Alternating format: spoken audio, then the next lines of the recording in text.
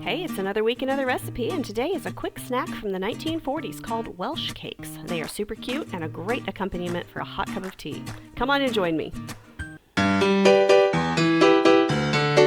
everyone, welcome back to my kitchen. My name's Courtney Morris and I cook history's forgotten recipes out of random cookbooks I find and sometimes websites. And today I just need something quick.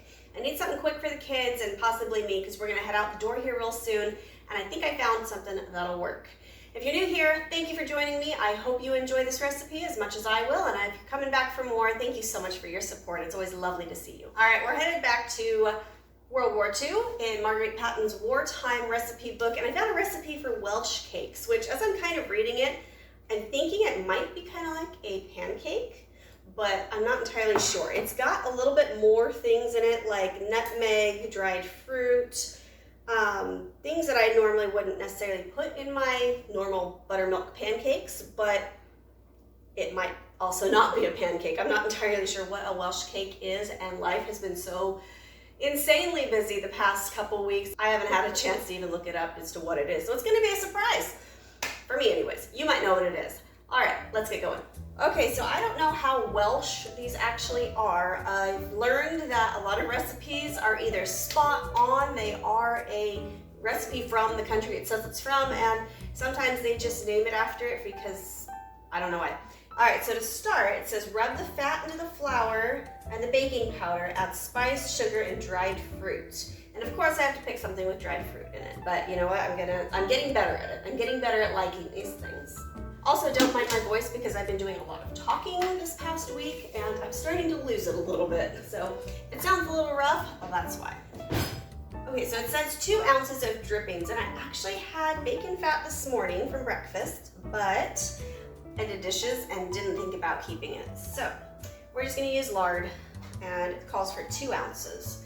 You could use any fat really, but in wartime, meat drippings and lard were more available, so that's why we're using this instead of like vegetable oil. And then 6 ounces of flour. And we are going to rub that around.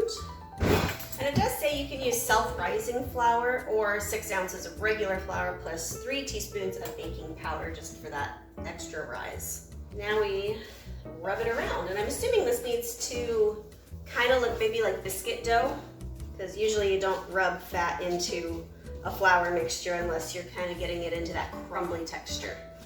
Then it says to mix the spice, the sugar, and the dried fruits. So we've got a 1/4 teaspoon of nutmeg going in, which is a good sign because nutmeg is always good. It's so good in more than just baking. It actually used to be one of the most popular spices to use in almost any dish.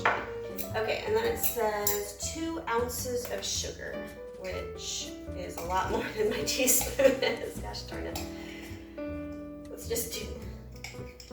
It says 2 ounces mixed dried fruit, including some chopped dates or grated carrots. Now I don't have dates, and I know the reason they use dates or carrots is for the sweetener.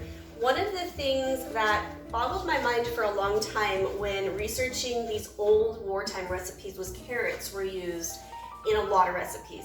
And I didn't understand why, because carrots to me are very bitter, until I grew my own and realized that homegrown carrots are so sweet. They are delicious. They don't have a bitterness to them.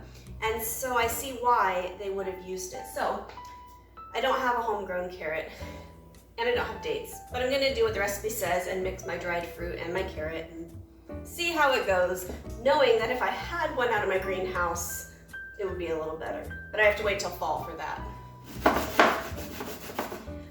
I'm using the smallest part of my cheese grater for this because I feel like big chunks, like this big section would just be too much, like be not a great texture. If you are from Wales or have been there or are of the region, would you tell me if this is something that you know of? I'd like to see whether or not this is actually a Welsh recipe. Yes, I could Google it, but like I said, I am on my last brain cell, and today marks the end of a very busy stretch of my life. All right, carrots in. Now it says 2 ounces. Gosh darn it. Okay, so it says 2 ounces of mixed dried fruit, including grated carrots. So, how much is that? Okay, that's only 1.5 ounces.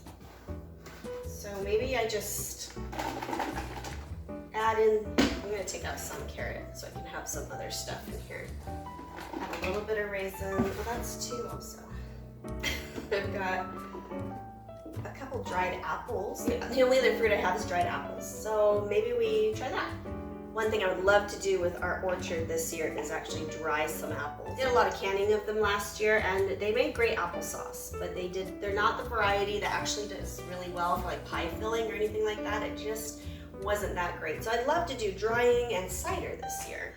Okay, so that's about 2 ounces. I've got carrot, raisin, and apples, and as you can see, I had to omit half a carrot, which I'll just give to my chickens. This is vaguely reminding me of a certain fruit cake I made a while back. It smells like carrot muffins. My mom used to make carrot and raisin muffins when I was a kid, and they were so good, which is funny because I still don't like dried fruit too much and things, but those muffins were really good. All right, so now I need to mix to a stiff dough with the egg and milk. So you could use a fresh egg or 1 reconstituted dry egg. And for the sake of, I have tons of eggs right now, but I'm gonna use my whole egg powder because I don't have very much experience using it. So I wanna practice with it and see how it goes. Okay, so I need 1 egg. So it says for 2 eggs, 1/3 cup of powder, 1/3 cup of water. So I just need to half that amount for 1 egg. Okay. I love occasions that make me break out my teeny whisk. I don't get to use it very often. Okay, so I used half of a 1/3 cup of powder, half of the 1/3 cup for water. And I guess I just reconstitute it like this, and it turns out looking, like scrambled egg mix. Kind of smells like powdered milk. Then I need a tablespoon of, just a tablespoon of milk. It's kind of, this is gonna be kind of thick. 1 tablespoon is 3 teaspoons, and I don't know where my tablespoon is, like usual. Okay, so it says mix to a stiff dough with egg and milk. That does not feel like enough liquid. I guess I'll keep working it. Maybe it'll just, it's kind of coming together. Maybe it'll work out. Sticking to my fingers really badly though. Oh, so it's working. See, it's coming together. So treat the mixture as a pastry and roll out to a 1/4 inch thickness. Okay, so like a pie crust, but with stuff in it. Okay, I'm gonna clean off my cutting board. Okay, so I lied. I just moved the cutting board and it got really loud in the house, so I decided to just clean up my mess a little bit. So we're gonna roll this out. I'm gonna flour my counter. They said treat it like a pastry. So to 1/4 inch thickness, which isn't very thick. Okay, so if I'm treating this like a pastry, I almost want to knead this a little more because it's kind of crumbly. That feels a little bit better. Okay, here we go.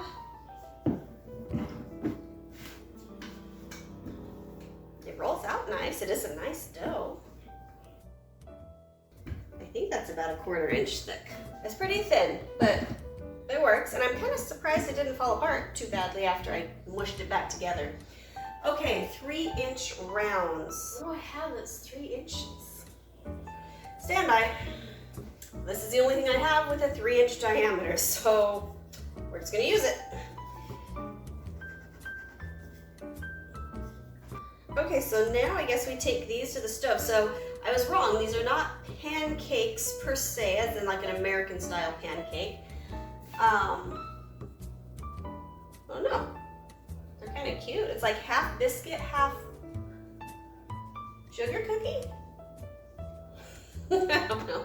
So now I need to preheat and grease a griddle or heavy frying pan and just toast them on both sides till they're golden brown. So, all right, I'm gonna go hang you in my spice cabinet now. Just a minute. Okay, so it's heated and greased, and I'm just gonna stick these on until they turn golden brown, I guess. Okay, I don't know how well you can see that, but they're starting to poof. All right, so we're done with these, and I don't know what they are. It's like half biscuit, half pancake, kind of. I'm really not sure, and I don't know what you eat with these. Maybe they're good on their own. One thing to note, these are not a hot griddle thing. This was the first one I did, and it torched it. So, low griddle on these. So, they smell good. They kind of smell like, they just kind of smell like a biscuit with carrot in it.